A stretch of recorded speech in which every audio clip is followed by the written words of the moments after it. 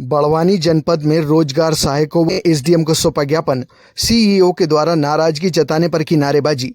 बड़वानी जनपद पंचायत सभागृह में आज गुरुवार बड़वानी जनपद पंचायत क्षेत्र अंतर्गत ग्राम पंचायतों में पदस्थ रोजगार सहायकों ने बड़वानी एसडीएम को एक ज्ञापन सौंपा।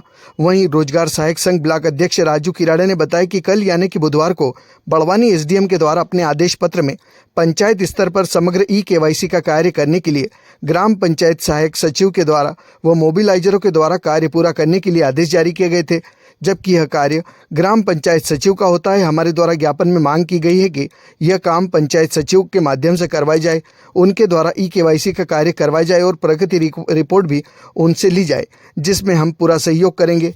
एसडीएम ने हमें आश्वस्त किया, वहीं उनके नाम से आदेश दिया जाएगा।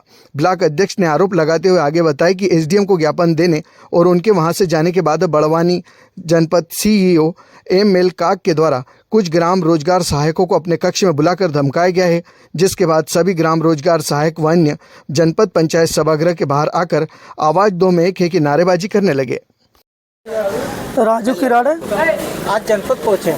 हाँ, क्या है मामला ये था कि कल शाम को लगभग 6-7 बजे एसडीएम साहब बड़वानी द्वारा एक आदेश जारी हुआ था जनपद पंचायत बड़वानी में समग्र केवाईसी को लेकर, तो जिसमें केवल रोजगार सहायक और पैसा एक्ट मोबिलाइजर को केवाईसी के लिए आदेशित किया गया था।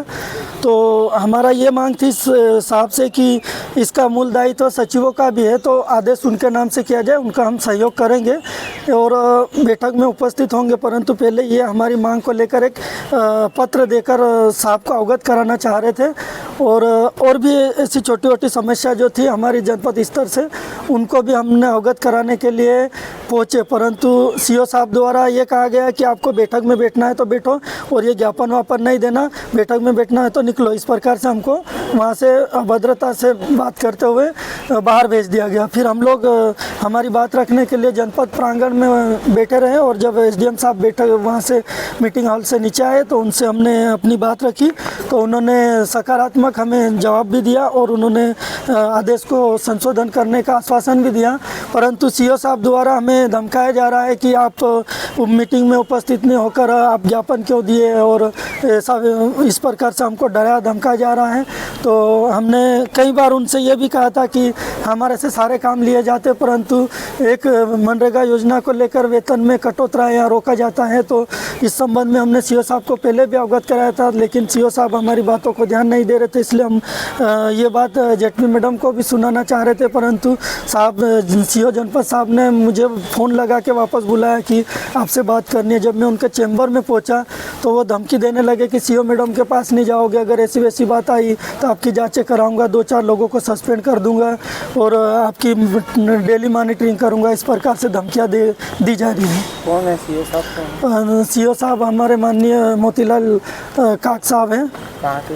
ये बड़वानी ब्लॉक के ही हैं और निवास भी उनका यहीं के है और यहीं पे सीओ भी है। इसलिए हमेशा हमारे रोजगार सहायकों के साथ सौतेला व्यवहार किया जाता है और इस प्रकार से धमकियाँ दी जाती है हर कामों के लिए। अभी कितने रोजगार सहायक आए हैं? लगभग यहाँ पर 46 रोजगार सहायक पदस्थ और सभी उपस्थित है यहाँ पर। रोजगार सहायक और पीसा मोबिलाइजर की बैठक यहाँ बुलाई थी एसडीएम सर के निर्देश पे राजस्व महाअभियान के संबंध में, कि राजस्व महाअभियान हो रहा है तो इस संबंध में ये लोग ऑनलाइन का काम करते हैं। तो सर कहता है कि जीआरएस और पीसा मोबिलाइजर को बुला लें। अब इनकी ये ग्रीवेंस ये कह रहे हैं कि हम सब हमको बुलाया तो सचिवों को बुलाना था।